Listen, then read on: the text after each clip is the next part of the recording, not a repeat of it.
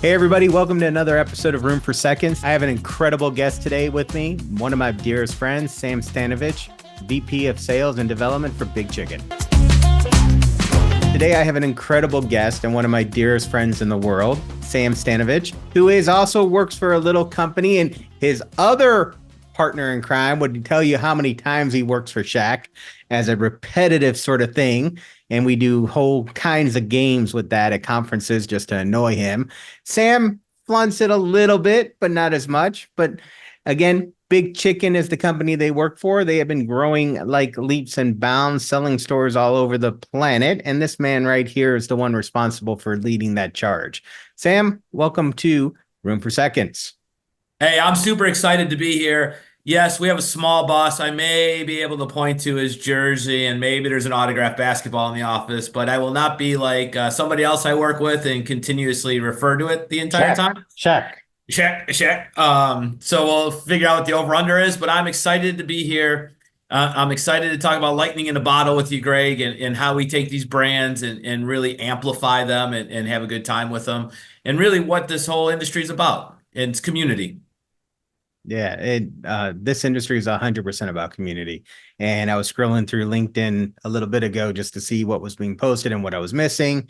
And it was so cool to see some big wins today for some of our dearest friends, and so it makes me excited to see all of us cheering on each other. And, I'll never get sick of that. I think that's the greatest part about what we do and the group that we've created every day. I agree with you 100% on that. In the industry, you always hear the 8 and 10 fail. When I used to be at the National Restaurant Association, we would sit around and discuss, what if 8 and 10 succeeded? And where is that cheering going on? And, as leaders, it's our responsibility to constantly cheer each other on, pat each other on the back, and really celebrate the wins, because we know how hard our teams and folks are working every single day to fight for the customer, to fight for uniqueness, and to serve great food with all of the challenges and curveballs that were constantly being thrown at us. When we do get wins, we need to celebrate that, and we need to recognize all the hard work that goes into it. Without a doubt. So you brought up your past a little bit, so let's dig into that for a second. Most people know you as the Big Chicken guy. They don't know where you came from. And you have had an incredible career starting with the IFA, and you're also a franchisee of a competitor of one of my brands that I, sort of biased to. Not as good as the one that I came from. But anyways, one of them, and, let's talk about those things. Tell us a little bit about your IFA time. And then you can rip Jimmy John's all you want. I love the fact that we're both sandwich slingers, and the fact that we were actually able to date back early when I was naive and could have joined the brand and interviewed with Jimmy's mom back when you were leading the charge and didn't know you, and chickened out a little bit, so to speak, from jumping on the Jimmy John's bandwagon, but ended up slinging a sandwich. But, my whole love and passion is my entire life has been in this, through my heritage, through my background, just the service of people. Going back to going to hospitality school at Johnson & Wales, coming out working for Marriott, which I never thought I would ever leave, the great Marriott International, running hotels, but really that passion and spirit to serve is just ingrained in me from a young child. But what ended up happening, and why I always talk about my origin story and how I veered many a times down non-traditional paths, is because of my community and the opportunities that I had to leave Marriott International to become one of the youngest convention and visitor bureau executives in the state of Illinois, and work in nonprofit on destination tours and marketing, where I got to represent 33 communities in 4 counties in the great state of Illinois. From there, I got to spend some time at the National Restaurant Association Educational Foundation, and then over on its other arm, over at the National Restaurant Association side, running industry relations. And that's where, I always had this entrepreneur bug and really wanted to get out, and really made the change and stepped out of my comfort zone, not only opening an independent restaurant with a family member in Arizona, but also becoming an area rep and franchisee with Firehouse Subs through Don Fox and the great team over there for a number of years, before getting recruited to come to the Big Chicken with Josh Halpern. So really getting to see multiple angles and different sides of the fence has been great. And one of my passions, and little known thing that I do is I teach a semester at College of DuPage when I can squeeze it in and be in the classroom with students as my give back. And people say, "What are your hobbies?" And my golf game is terrible. So teaching has now really become my passion and hobby and sharing, because if it wasn't for all of these people along my journey, I would have not had these great experiences or opportunities to do the variety of things that I've done. Amazing. I mean, Marriott to IFA to being your own boss to working for now one of the biggest names in all of sports.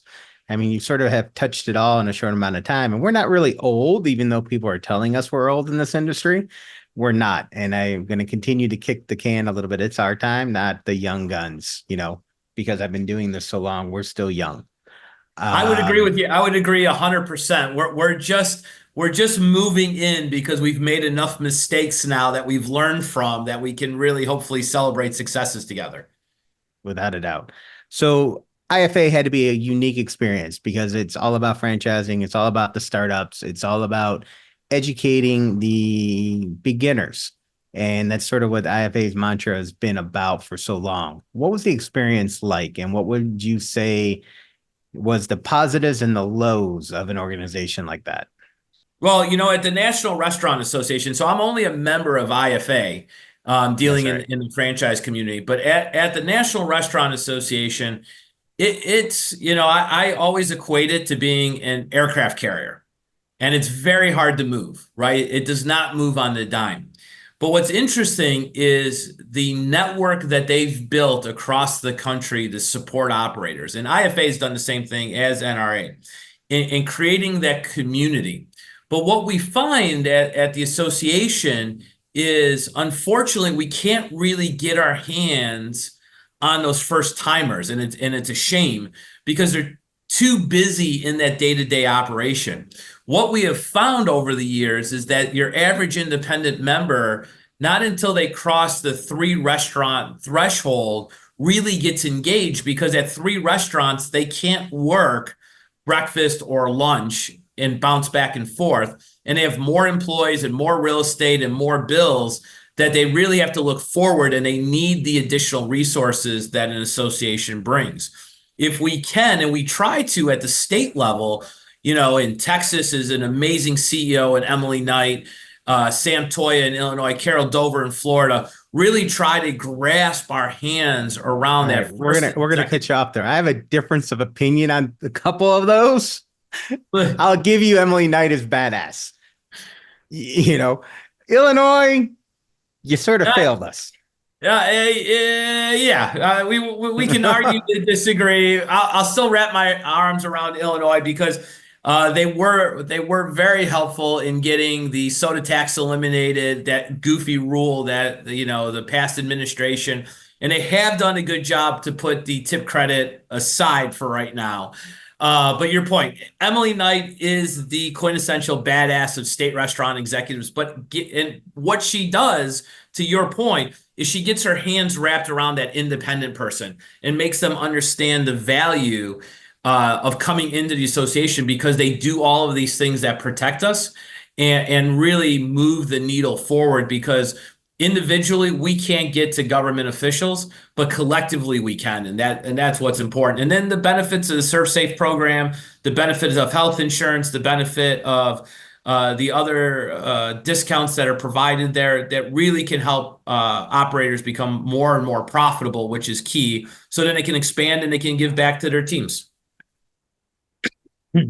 Agree with all of that. So, what was your biggest takeaway while you're there? What did it teach you to do for your next stop, which was obviously Firehouse and opening up an independent restaurant? So, What it did was it gave me a community of like-minded professionals who were open, who were willing to take a first-timer like myself and help mentor me. Because when you get into these exchanges and you become a little bit vulnerable and you share, people are willing to respond to that. And because you're willing to give back with unintended consequences, that you're not out for self-serving reasons, it pays dividends not only to you, but you're able to pay dividends to others. And that was the single biggest learning was the fact that we're all restaurateurs with the same passion, and it funnels in. So you didn't have to go find them; they're already there, and then they're willing to mentor and share. I'm Gregg Majewski, and I've been a multi-unit operator for 26 years. I know how great it feels owning the right franchise brand, but choosing the right franchisor feels even better. At Craveworthy Brands, our hospitality-driven culture sets us apart because we're invested in your success at every single stage of your journey. We're operators alongside you, paving the way forward to give you a head start on greatness. Start your franchise journey at craveworthybrands.com. So you had an opportunity to go with the greatest sandwich shop in the entire world, and you screwed up and you went with Firehouse. But in all honesty, it was a great choice for you at the time, and you guys have done incredibly well with it. What made Firehouse the right choice? But more importantly, you guys went all in on catering. So what was the pivot for you that you realized that, hey, I'm not going to do enough business just being open and having my doors? But what allowed you and Firehouse to grow that size of business outside of what you do? Because you do so much more than your average store in catering.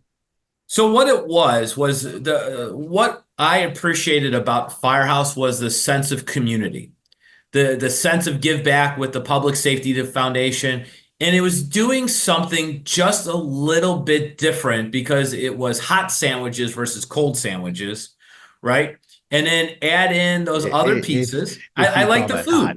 Listen, at the end of the day, when I went through the process, I was 10 years younger, and I didn't have that sense of confidence that at that point in my life, I had two young babies at home and was ready to gamble every dollar I ever earned.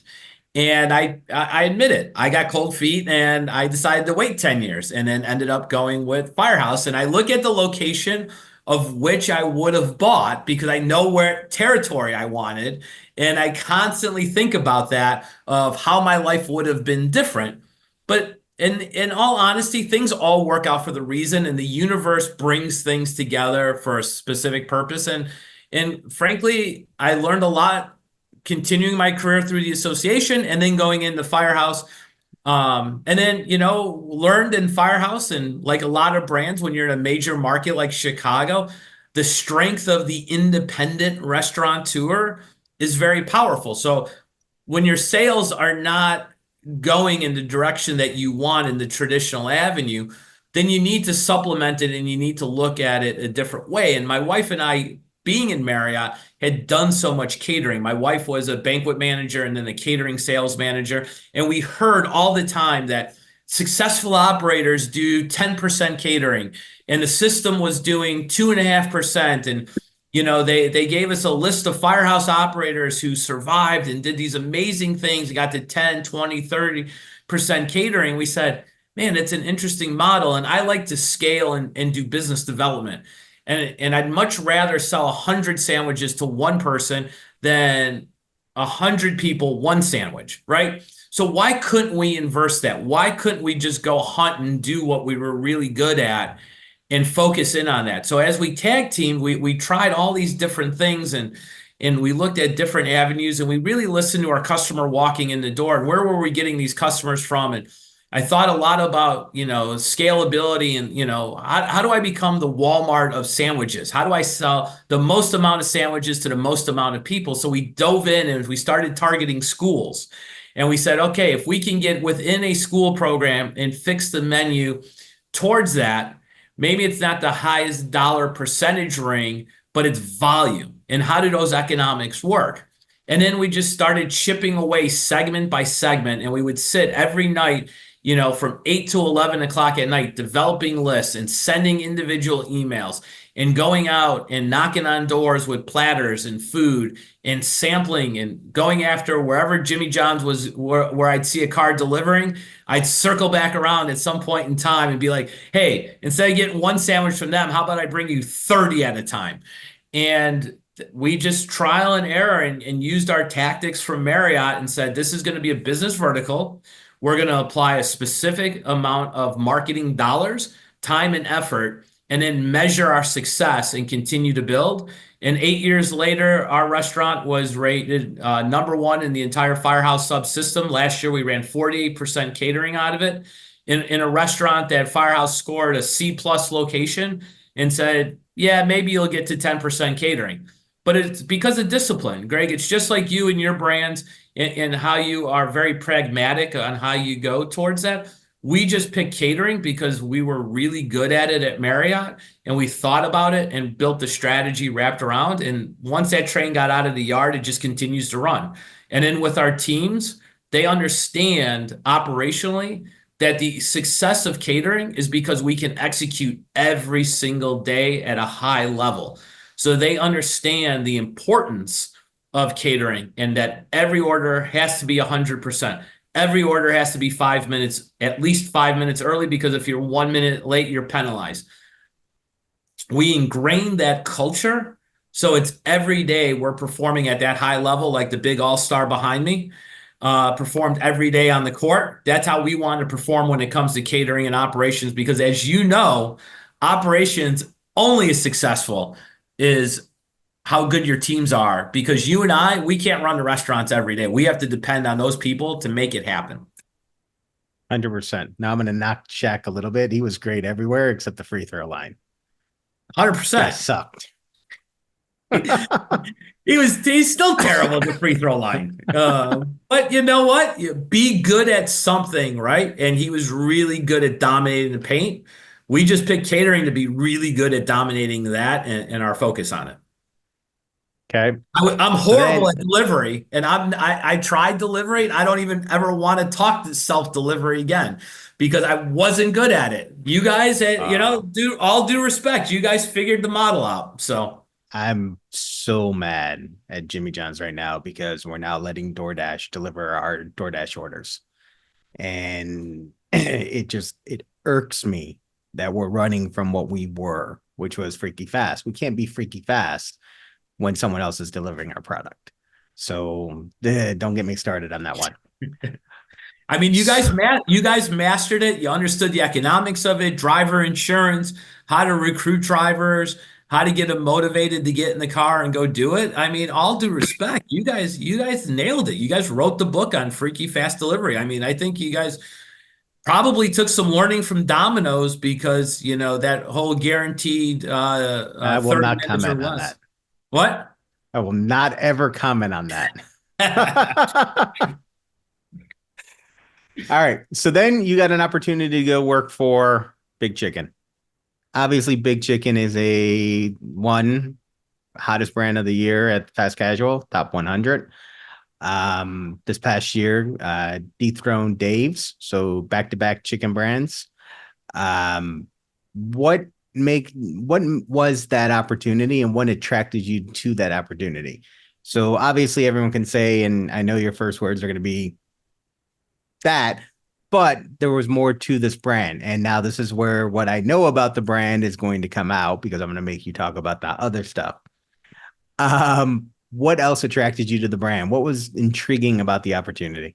It was an opportunity when Josh Halpern called me and said he was looking at this and showed me and asked for my help and showed me his deck for the CEO role.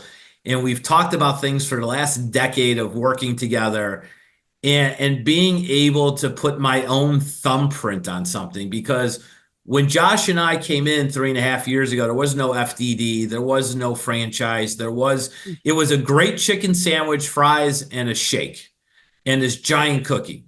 And that was it. And we had the opportunity to draw out the whiteboard ourselves and look at it and really go into this uncharted territory with a celebrity owner who was vested in the business. It wasn't just a signed check, and really create the strategy, but then go and say, all right, we've got planet Earth and beyond to figure out what we could go do with it. And we were limited by our own creativity at a certain point. And then we just, like any celebrity inside a brand, we just got thrown curveballs along the way. So we got to really test and engage ourselves on how could we develop, grow, and move with all these different curveballs.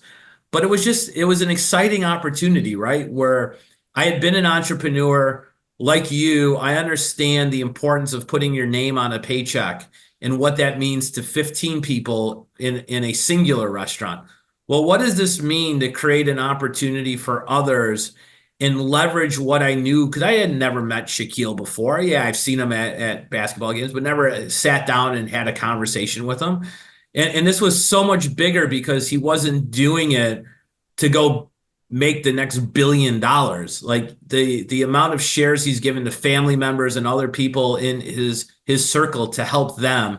This was really designed to help others. And to be along on that ride was so intriguing, right? Because where I was with Firehouse and the RBI acquisition, it pivoted what I was going to do in my opportunity. And, sometimes the universe does things, and the universe brought me this window and door, and I decided to walk right through it and say, what the hell? Let's you and I, we've done some cool things in the past for the military and Anheuser-Busch and the association. Let's go see if we can do the same magic for franchisees and for the big man.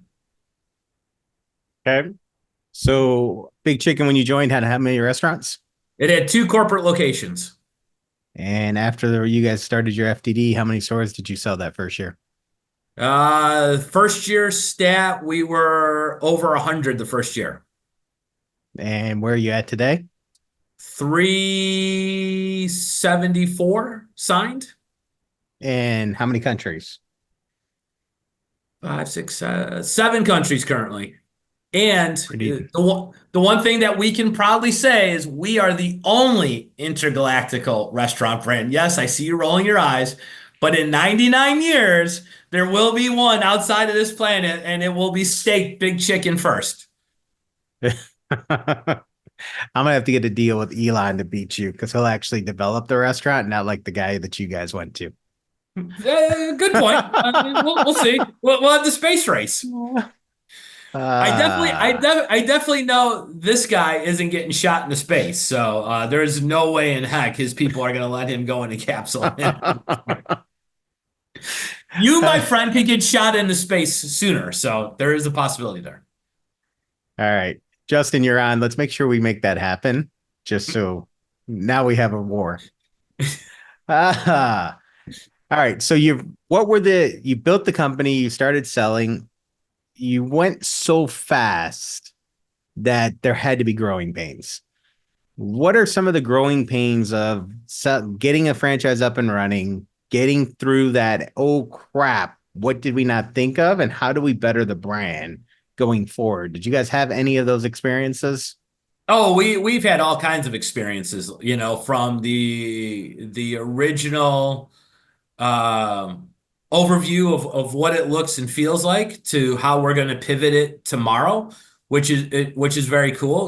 When we originally designed the restaurant with Shaquille, he didn't want it to have, personally, he didn't want a lot of his imagery in the restaurant.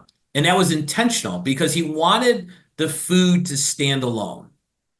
And then what he realized, and what we've all realized, is people got it, right? They got Big Chicken is Shaquille. There's no hiding it. The food is great. He eats the food and loves the food. And now we're going to re-image and bring to life the whole Shaquille O'Neal family story. And we've started to do that with our kiosks, where we have this secret Shaquille O'Neal family menu. His daughter is on the kiosk. We're going to bring image and likeness, not of his basketball, but really the family, because that's what restaurants are about. Families going to eat, and Big Chicken is really about being in that family atmosphere. So as we continue to grow, one of those learnings from our customers was bring more Shaquille into it, bring more of our franchisees and what they like in the local community, and tie that together. Because Greg, as you and I know, it's all about community, right? So how are we going to do that? Mm-hmm. So we had that moment in life of saying, hey, we wanted to try it this way. And then our consumers and our franchisees felt one way, and we listened. And that's what we do at Big Chicken. We listen to our partners, we listen to the community, and then we pivot. Same thing with the food. We had this great French fry that we will talk about We will write books and presentations of how great the French fry in the restaurant is and how people love it in the restaurant and how bad we got beat up as soon as the French fry went out the door. And as you know, you can't have, all these SKUs of French fries. So we had to make a strategic decision to move off that one experienced French fry and move into a traditional crinkle cut. And then shockingly, the majority of our sales, which go out the door versus inside the door, are gone, right? So you have these moments where, especially when you have chefs who are part of it, think of it in one direction, and then you have to really listen to the masses and the majority of the consumers and respond to that. So we are always under continuous improvement. It's one of Josh's 4 main pillars in the brand is how do we always get better? And it's because we're taking feedback not only from our franchisees, from our team, because we do all of the testing together, and then from the consumers. They're telling us what they like. We can look at the sales data, and then now, part of the continuous improvement is we bring focus groups together, and then we bring other outside industry professionals in who have different palettes from across the country and listen to it. One of the interesting things that we have the unique opportunities because of our partnership with Oakview Group, we have, 27 non-traditional locations from coast to coast. So we get flavor data for things that we can pilot within these non-traditionals because they're hit hard and heavy really, really quickly. And we can see what's selling and what's really liked because we don't have the big menu tours and big show that you would get in a normal restaurant. We get the emotional reaction from seeing the naming convention and then the food up front, and then the food is turned. So we can see and take those sales data and look at how flavors position and change. And we've actually gotten some really great data across the country. Some of it is proprietary. We can't share about our strategy because we know our friends at the other chicken groups are listening to it. But really some good insider data of how taste profiles in Seattle to Long Island really change as you move east to west or west to east, however you want to look at it, and from north to south. Very, very cool. So what changed in the menu? What have you guys introduced? What's new? What things have you guys found from all this data you say you have you guys been able to add to the menu? Well, a couple things. One, we were able to change our menu mix because we removed all the quirky Shaquille names that were on the menu. So we thought it'd be really cute, and Shaquille thought it was cool to name some of the items either after himself or friends. And then what we learned was the consumer just really didn't, we just confused the consumer, right? Like our original chicken sandwich was called the MDE, the most dominant ever, which it is the most dominant basic chicken sandwich known to man, right? It's big, it's flavorful, it comes right out of the box. But what we learned was we just confused the crap out of the consumer. So when we changed it, and it wasn't our number one seller, but then when we changed it to the original chicken sandwich, it instantly spiked because the consumer was able to understand it without some big experience. When it comes to new menu innovation, we've done some really cool stuff, and you're the first one to hear about it. The first podcast we're talking about it. We just added dunks to the menu. Now that we're, in NBA season, we've got the biggest chunks of white meat chicken breaded in our proprietary seasoning that are big, mouth-watering, that you can dunk and absorb in our sauces. And, we have our signature big chicken sauce that will compete with anybody's sauce on the market. And they're big enough for Shaq's big fingers to hold and dunk. They're not those little pieces that you get at the other guy. And they're just so delicious. And I'm so proud of that menu innovation that we've worked with our partners. And then the other thing that we came out with a month ago, starting with football season, was we really got that question of why don't we have wings? Shaquille likes wings. Why haven't we put wings on the menu? All those wing guys that are out there are putting chicken sandwiches on the menu. Why are we leaving that on the table? So we now have added wings with 4 great sauces. So we really have that whole component of the wings, the dunks, the breast, and the tender. So a little bit of something for everybody, grilled or fried. But we're really just bringing that chicken flavor home. So right now I'm going to go ahead and say our sponsor for this podcast is Budlong Southern Chicken, which has the OG sandwich, the original, and I believe we hand do our French fries. Our hand do our chicken tenders. Ah, interesting. Hmm. Just saying, Budlong Southern Chicken, don't miss it. Well played, well played. And that's the fun part about this is neither of us are everywhere. So hopefully they're enjoying, in the epicenters where there are budlongs. It is a great Southern style chicken, different batter, different flavor profile. I enjoy a good budlong when I'm in Chicago at the Oak Brook location. But if I'm a little bit north of the airport, there's no budlong up there, so I get my OG big chicken sandwich at the Rosemont on Higgins, which was our first prototype location. So what's funny about all the brands, and we can talk about all of them in generic terms, everything of that nature. There's so much room for so many players in this industry that people forget that. And you question why, does anyone ever fight? There's room for a Dave's. There's room for, a Big Chicken, a Budlong, a HCT, you name it, there's room for it. Just like there was room for a Subway, a Quiznos, and a Blimpies at one point, and then it became Jimmy John's and Jersey Mike's and Subway and Firehouse and Potbelly and all that. There's so much room if you do it right.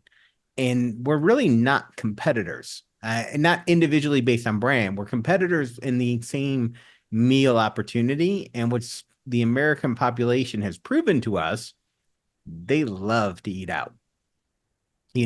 They don't want to go home and cook 3 meals a day. They want that treat. They want that experience. So you just have to be good and give your customers something that's special and reminds them of something that they haven't had in a while to drive traffic. And that's what we did at Jimmy John's. And yes, we knocked Subway and we, called them out and said they sucked and we were going to destroy them and that our food was better. Yes, that was all in nature. But at that point, they had like 20,000 restaurants. I really could care less. But we knew that we just had to have a better experience and a better product. That's no different than every other restaurant. What is going to be the thing that maintains the hyper focus that you guys need on customer service and food quality as you continue to grow? What should somebody put in place to make sure that as you scale from 0 or 2 restaurants when you guys got there, I believe you're going to have 40 by the end of the year, to 75 or 80 next year? What policies and systems have to be in place to make sure the food never changes? Well, you have to be very, very focused on consistency and brand standard, right? That the menu and recipe is being followed to a T, because that's why people come into a franchise. And you hit it right on the head. There is plenty of room for all of these different competitors because we all flavor and do something a little bit different that hopefully we are getting our fair share of the taste and the consumer to come in. Where we're going to win is, to your point, on that experience. Are our teams providing that level of service in an environment and an experience that makes the consumer want to spend their money with us versus somebody else, and build that craveability in the food and loyalty in the service? And we've deployed tools like Opus for culture, for training, because the next generation that's starting their careers are going to start with us. They're going to start with you and I, 14 and a half, 15, 16-year-olds getting their first job, their first experience. How do we take them and create hospitality, because they're so used to their device in their hand that they haven't had to talk to people all these years. And now they need to have that engagement, right? And share and talk about it. And those legacy brands like a Chick-fil-A are continuing to do a great job. So when operators say, oh, it's a struggle, when you look at a Cane's and you look at a Chick-fil-A, you see service inside those restaurants. You see the experience. And because restaurants are local, I always talk about being the mayor of the mile as a franchisee. Your managers need to be that mayor of the mile and greeting their customers and doing that. And you need to reinforce that through training and training modules of how our new students are going to learn. They're going to learn through the iPhone or Android device. They're going to learn in short bits, and they're going to learn by example. And hospitality is contagious. And how do you create that contagion within your restaurant? to drive service. Because to your point, Greg, through the recession, the housing recession of 07, 08, through COVID, through all of the challenges that we've had in our industry, Americans still want to spend their money away from home, right? And look at grocery, look at convenience. They all trying to chip away because people want to be outside of those four walls, because they learned through both of those recessions that they cannot replicate and cook to the same degree that a professional restaurant can do. Because we have different tools, we have different temperatures, we have different things that are not available to the average home consumer. And the amount of effort that they have to put in to get to the degree in which what we're doing, just go out and enjoy it. Go out and sit across the table from your friends and your family and break bread and enjoy those quality ingredients, and enjoy the addictiveness to our flavors with all of our different brands. And we have seen this before in burger. We have seen it in other proteins. We've seen it in pizza. Competitors are always, this is America and we're entrepreneurs. There's always going to be competition coming. It's for us to raise the bar in whether it is value, consistency, innovation. But at the end of the day, this is the hospitality industry, not the hostility industry, and we need to provide service. Well said. So last question, because we're about out of time. What is the one thing somebody who's starting in the industry you would tell them as a bit of advice? What would be that token to kick someone's career off? If they are kicking their career off, they need to go and work the front line in the biggest, fastest restaurant in their market. Because that experience being in and having all of that motivation and we're a little bit ADHD, right? Because we all have to do multiple things at multiple times and have the maximum amount of exposure of the shift in passion. Because the one thing about our business is this is a lifestyle. This is not a 9 to 5 where you're going to shuffle paper and you're going to take your lunch at noon, right? And you're going to be done at 4:30, because that rush could come in at 4:20 and you could be there till 6 o'clock. This is a lifestyle choice. So go pick the biggest, fastest, busiest environment that you can be in and go. And if you're passionate about front of the house, work in the front of the house. And if you're passionate about the back of the house, get in the back of the house, but roll your sleeves up, get in the trenches, because it will teach you whether you have it or not. It's very easy to sit in a chair and say, hey, I'd like to own a restaurant. We get these conversations all the time. Yes, it would be fun because I've seen my friends, or I've been to my local Greek diner, and the owner of it wears a nice watch and a sweater, but nobody realizes all the work and years he put into it. So when you're starting your career, get in the fire, get in the trenches, jump into the pan, and you'll really see if this industry is for you or not. For you and I, Greg, we love it. There's nothing better than walking into a restaurant and serving a guest and seeing a line and jumping in the middle of it. That's what it's all about. It's the spirit to serve our customers and our community. Again, couldn't say it better. So where can they find you, where they can follow you, and more importantly, where can they go and buy a Big Chicken franchise? So just go to bigchicken.com. That's the easiest way. Click on the little franchise tab. You'll get connected to me. I handle all the deals. We don't have admins. We don't have AI. You talk to real people. We deal with the real thing because this is all about the people. If you want to find me personally, I'm on LinkedIn at Samuel Stanovich, or check me out on the social pages at Chicago_Sam. Everybody knows I'm from Chicago. That's where my history is. That's where I'm born and raised. I sound like I'm from Chicago. I use Chicago words. I blur it all together, but I'm here to help. Reach out. Happy to connect with you. Sam, thank you for taking the time. I truly appreciate it. As thank you to my producers, Justin Egan, and of course, Barbecue Media. And everybody, this is another incredible episode for Room for Seconds. Please go ahead and click the follow button down below so you don't miss any episode, or maybe, you never know, I can get Shaq on my show. That would be badass. Sean should not only have that opportunity, but we can wish. All right, everybody, thank you. Have a great time. And again, follow that button down below. Thank you, Sam. Hey viewers, thanks again for supporting Room for Seconds. If you found this episode inspiring, interesting, or any bit informative, please hit that little subscribe button down at the bottom so you never miss an episode. In my 26 years in this amazing industry, I've been blessed with incredible mentorship. This show is my way of giving back. Follow me on LinkedIn, search Gregg Majewski, on Twitter at Gregg_Majewski. If you still have room for more, visit our website at media.craveworthybrands.com. You'll find more videos, shows, notes, blogs, resources, and an easy way to get in touch with the Craveworthy Brands team. I'm your host, Gregg Majewski. Thanks again for tuning in to Room for Seconds.